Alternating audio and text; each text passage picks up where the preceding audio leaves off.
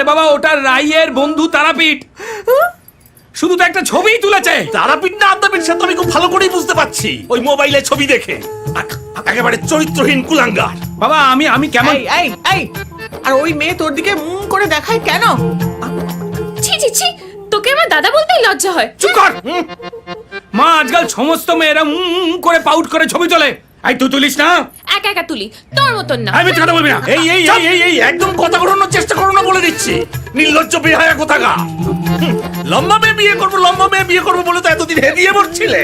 আমি সেই সুদূর মেদিনীপুর থেকে সাক্ষাৎ মা লক্ষ্মীর মতো লম্বা মেয়ে নিয়ে এসেছি, আর তুমি এই নিচু মন নিয়ে ওই উঁচু মেয়ের সাথে সারা জীবন কাটাবে? ছেড়ে দিন বাবা,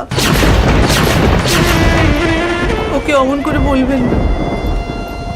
হাজার হোক পুরুষ মানুষ তো, দোষ তো আমারই।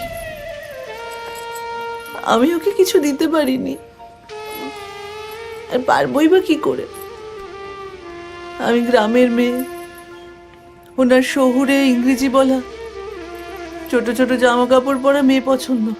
ওনার যা ইচ্ছে ওকে তাই করতে দিন বাবা। দিনের শেষে শুধু বাড়ি ফিরে আসে, এই আমার পরম সৌভাগ্য। এই বৌদি, এটা ওই সবাই আপন সবাই পরের কল্যাণীর ডায়লগ না? এতটুকু বাসা নীলিমার। কালকের এপিসোড ছিল। এই এপিসোড থাক, একটু সবাই আমার এপিসোড শোনো।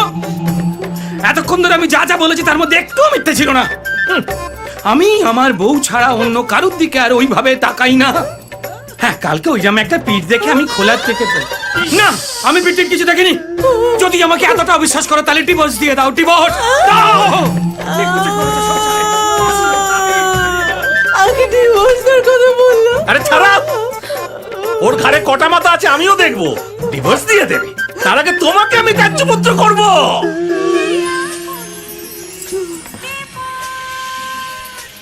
গুরুদেব, হ্যাঁ গুরুদেব বলুন।